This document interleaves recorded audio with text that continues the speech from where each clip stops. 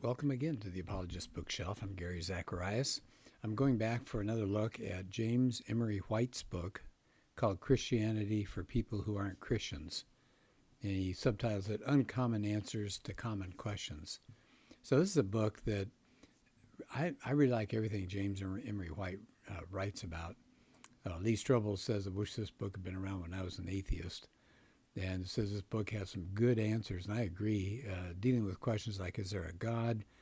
Why do the life, death, and resurrection of Jesus matter? Why is there so much suffering in this world? Why do Christians think there's only one way to know God? How do I reconcile the Bible's picture of Christ's followers with the actual Christians I know who have disappointed me? Yikes. That's really sad, but we hear that a lot, don't we? I want to start with his first chapter this time. I've done bits and pieces in two other podcasts, and the first chapter is called The God Who Is There or Not. He starts with a quote by Voltaire: if God did not exist, it would be necessary to invent him. And he starts by telling us a story. Back in 1961, and I can remember this, a Russian cosmonaut. He was the second Soviet to get into space and orbit the Earth and return safely. Now, when he came back, this astronaut said, well, I was up there in space, and I looked around for this God people talked about, and I couldn't see him. Ho, ho. Yeah, that's me adding my comment. It says there really aren't too many card-carrying atheists in the world. The estimate that White has is something like 80% of all Americans believe in the existence of God or higher power. He said that jumps it up to 90%. But said when you talk about the God of the Bible, the percentages drop a lot. There are a healthy number of agnostics out there, White says. He says maybe you're among them. Remember, this book is basically for non-Christians who would like to explore and think about the Christian faith. He says an agnostic is somebody that doesn't necessarily reject God himself, but doesn't really know about the possibility of knowing whether a God exists. So instead of saying, I don't know if there's a God, they say, I can't know if there is a God or even which God. So White says, let's start with whether a God even exists. It says, why would you believe that there's a God? Could it be proven? You can't put him in a test tube. How would you know? So it said, he has a section then he calls it cause and effect. He says, sometimes we've looked out at night and we see those stars and we reflect on the universe and we wonder, how'd that all come to being? How'd that come into being? And so only recently has the idea that there was a God that created it. That's been recently called intellectually absurd. The late coming idea, the new idea, is that there's no creative event at all. And of course, Carl Sagan gets into the mix here. You're probably not surprised. He had the book Cosmos, and he was the host of a very popular TV show. I remember watching that. So Sagan opened up that book Cosmos by saying the universe, well, he says the cosmos is all there is, or ever was, or ever will be. Isn't that an interesting statement? You know what's odd about that? That's a philosophical statement. Sagan can't prove that. The cosmos is all that is, or ever was, or ever will be. He can't prove it. How would he know what's going to come? Ever will be. So that's scientism. That's a philosophical statement of faith. So here's Sagan poo-pooing Christians and people of faith, and what does he do? He uses a statement of faith to open his book. So anyway, that's Sagan. Let's get back to White here. He said, but the most recent findings of science are actually turning us back to the reality of a creation event, like the second law of thermodynamics. He says, let's take a look at that. It says the universe is running out of usable energy. Well, if it's running out of energy, it can't be eternal. There must have been an initial start of energy. Something can't wind down unless it's been wound up. And he said, we've seen the hypothesis of this in what was called the Big Bang Theory. That was put forward way back in the early 1920s. Hubble theorized that at one time everything, all matter, was packed into a dense mass at temperatures that were just billions of degrees, and then about 13 billion years ago, there was a tremendous explosion, and out of that explosion, everything came into being, and all of that formed planets and stars, and the universe was created. Well, his idea was confirmed later on in the 1990s. They had a satellite known as COBE, stood for the Cosmic Background Explorer satellite. It gave an amazing confirmation of that Big Bang creation event. How to do that? It investigated cosmic microwave background radiation. Now that's kind of a mouthful there, but I mean, think about it this way, and this is not White, this is me speaking, but think about when you heat your oven up and you get the whatever it is that you heated, you take it out, you leave the oven door open, but that oven will still remain hot for some period of time. If you had really sensitive instruments, you could measure it probably hours later and see that it was still up just slightly above the room temperature. So this satellite did the same thing. It basically weighed or measured, it was a better way of putting it, measured the radiation left over from that big burst of energy that created the universe. And that discovery really was the birth of modern cosmology and, White says, the birth of a belief in God. Why? Well, White says something can't come from nothing. We know the universe isn't eternal, yet according to the Big Bang Theory, something did come from nothing. The problem is, you can't just say everything began with the Big Bang and act like you've explained it all. That doesn't explain where the matter came from that exploded into existence. Or as White puts it, where did the stuff that got banged come from and who banged it? Something, or someone, maybe, somehow brought that first matter into existence so that it exploded into the universe. Now that thing that brought it into existence has to be outside of space and time because there was no space and time before the Big Bang. So we're talking about something outside the laws of physics, something outside of all natural phenomena. Well, what do you call something that's outside of the natural phenomena? It's called supernatural. Where does that take us? That puts us in God territory. So White says this is something we should really be wrestling with. Said he quotes from George Smoot here, who worked on that COBE satellite team. He said, when you look at the ripples in that microwave background radiation, he said it was like looking at God. Robert Jastrow, professor of astronomy at Columbia and Dartmouth. He was director of NASA's Goddard Institute for Space Studies. He made the following comment, White says, in regard to that COBE finding. Now we see how the astronomical evidence leads to a biblical view of the origin of the world. Jastrow also said this. This is one of my favorite statements. I've heard this one before. So here's Jastrow, as White quotes him. For the scientist who has lived by his faith in the power of reason, the story ends like a bad dream. He has scaled the mountains of ignorance. He's about to conquer the highest peak. As he pulls himself over the final rock, he is greeted by a band of theologians who have been sitting there for centuries. That's a good one, huh? Ouch. So welcome to the world of Genesis. White then says, okay, if you've tracked with me so far, now we've got a question that would follow. All right, so God made the universe, then who made God? He said we live in space and time, and nothing in our understanding of space and time can exist independent from thinking about some sort of beginning. So if God began the universe, then you turn to who began God?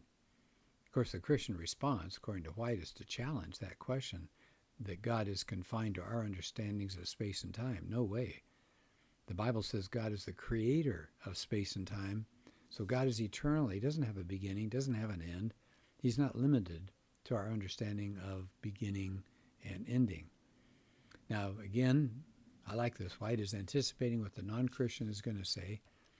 He says, now some people are going to say, well, physics just hasn't found the answer yet to this something from nothing. You can't jump to God. And White says, maybe.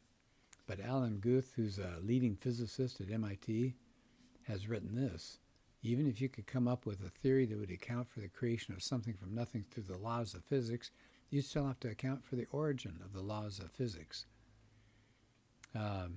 Astrophysicists, according to White, say that if you look at the Big Bang, there should have been an equal number parts of matter and antimatter, but that's not what happened.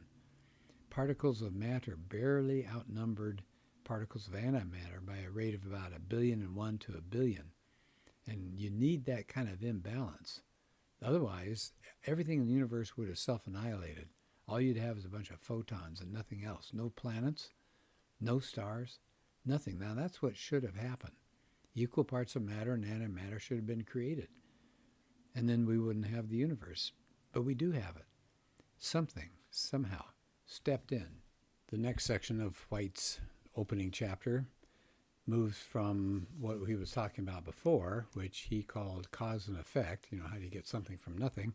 Second section here is design and order. So he said when you talk about the existence of God, there's more than cause and effect to consider. There are issues with design and order. And he said in Genesis, we read that God did some kind of creative process and brought everything along and said it's very good. And what we've learned from science is how far does that idea of good go? Everything about the universe and the Milky Way and our solar system and our planet are absolutely perfect for the existence of human life. So he's saying, okay, we have this Big Bang, and it doesn't go off like a grenade with pieces just flying randomly. There's a life-giving, life-sustaining order to it. It appears to be designed. And, of course, his question to the non-Christian is, how is this accounted for? He says that's been around from forever. All designs imply a designer. If you find a watch, you assume there's a watchmaker. If you see a building, you think there's an architect that designed it. If you look at a painting, you know there had to be a painter. And actually, the greater the complexity of the design, the more you figure there's got to have been a designer. Somebody put it this way. It's one thing to see a log jam and wonder if there was a beaver behind it. It's another to see Hoover Dam and question where there was intentionality and purpose behind its creation. Yeah, no kidding. Yeah, there are rough things like log jams, and there's probably an animal behind that. But to look at Hoover Dam and to question whether there may have been a creator behind it, that seems crazy, doesn't it? He considers something as the anthropic principle that has to do with the human race. And he says it's the idea that our world is uniquely suited for human beings and carbon-based life. He said that's the only form of life known to science. But he said it's freakishly suited for human life here. There's so many dynamics that if they were changed just slightly, we wouldn't exist. Now, how is that came together in one planet, in one solar system, in one galaxy, in one universe? So he gives an example in case people are wondering what he's talking about. He says Earth is in what's called the Goldilocks zone around the sun. So it's the only part of the solar system that's just right for human life. It's not too far. It's not too close to the star. If we're closer, bad news. The oceans would evaporate. If we are further away, bad too. We would have frozen. Then he says there's the speed of our planet that allows us to go just the right distance around the star, being distant from the star. It says if you just increase the Earth's orbital speed slightly, we would achieve escape velocity and we'd fly out of the solar system. He said, what about the planet Jupiter? It is a great shield. It's like a big brother for us. It shields comets that comes into the inner solar system and could smack the Earth. So we've got our own shield. Then we have our own atmosphere. It not only allows life, but allows ozone to be in the upper atmosphere to shield us from the sun's ultraviolet photons. He said, that's just some of it. He said, what about these Earth-like planets that they're searching for these days? He says, every one that they look at and find, and it's amazing, they are able to find some planets, but every one they find falls way short of anything that we have here on this Earth. And he gives some examples of particular planets that they found. He has a quote here from Owen Gingrich, National Public Radio interview. He's a professor of astronomy and the history of science at the Harvard Smithsonian Center for Astrophysics in Cambridge. Here's a quote, and this is powerful. There are so many wonderful details which, if they were changed only slightly, would make it impossible for us to be here, that one just has to feel somehow that there is a design in the universe and therefore a designer to have worked it out so magnificently. That's really amazing to hear him say that. Then he's got a theoretical physicist, Paul Davies, that he quotes as well. And I know a little bit about Davies. He's definitely not a Christian. Here's what he said, we are meant to be here. He quotes Stephen Hawking, who once told a reporter, the odds against a universe like ours emerging out of something like the Big Bang are enormous. I clearly think there are religious implications. And then Hawking said it would be very difficult to explain why the universe should have begun in just this way, except as the act of a God who intended created beings like us. Okay. He also covers the about God and evolution, and he spends a couple pages on that as well. And so I'll go quickly over that because that may be old stuff to a lot of you. He says basically you've got two ways of understanding the universe. There's a naturalistic way that says nature is it. Then there's a theistic way that says there may be a God. He says the Bible doesn't say how God created, only that he created. And he says we get in Genesis a literary, poetic way. When it says things like from the dust of the earth and the breath of life. It's not a biology textbook. And he says, in fact, if God used evolution as part of his creative process, so be it. That doesn't mean there wasn't an original Adam and Eve who God breathed an actual soul into. So he says, all right, so he's trying to kind of back away from that huge controversy. But he says, does the theory of evolution itself point toward a God or away from one? So he says, let's think about the timeline. The universe is maybe 13.8 billion years in age. The age of the earth, about 4.5 billion. But there wasn't any life 4.5 billion years ago. There couldn't be. It was a violent time. A lot of meteorites were smacking into the earth. The earth had to cool. Its surface had to solidify.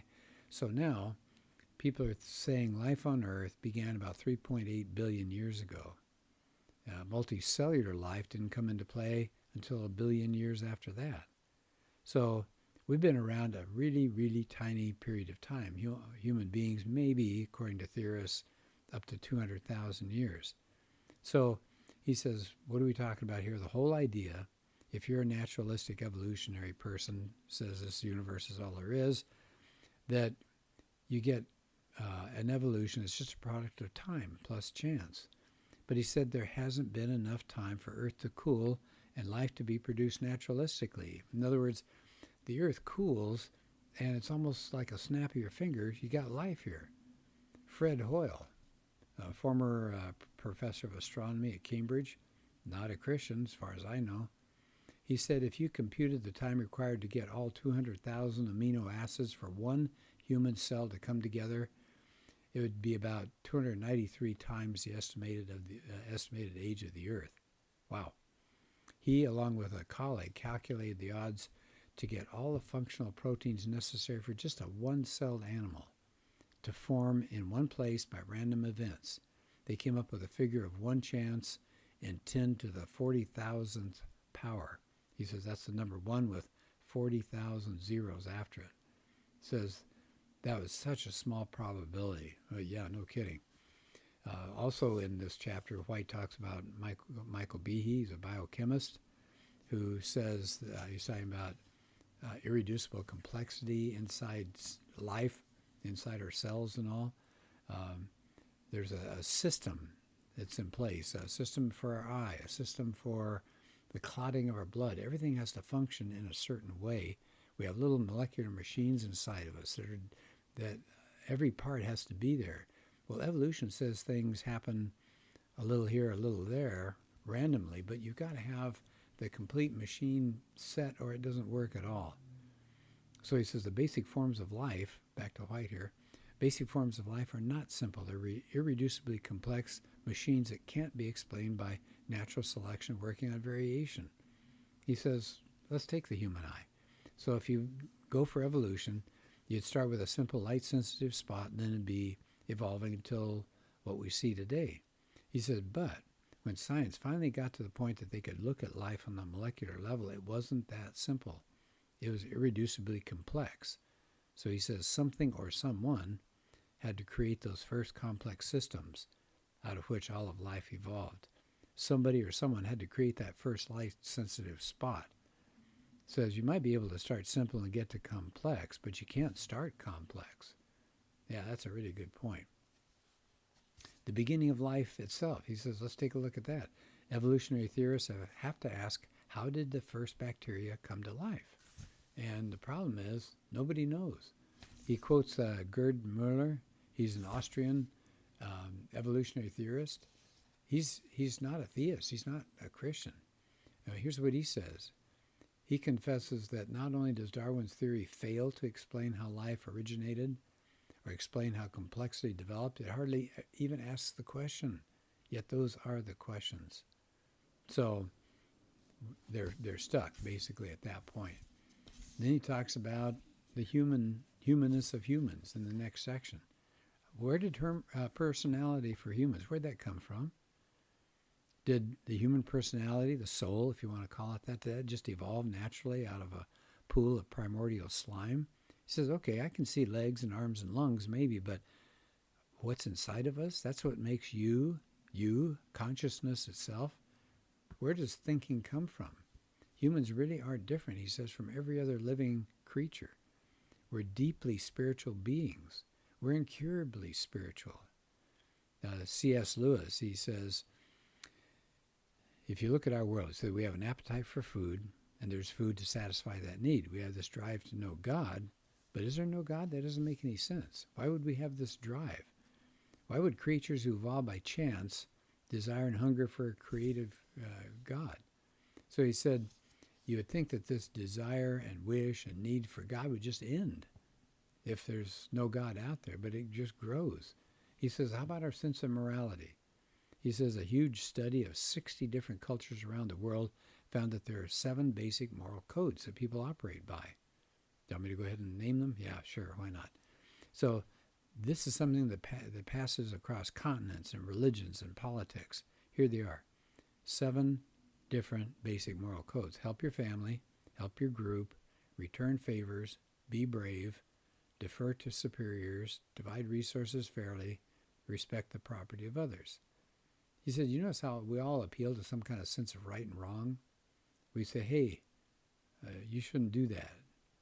We're appealing to some kind of standard that the other person is supposed to know and accept.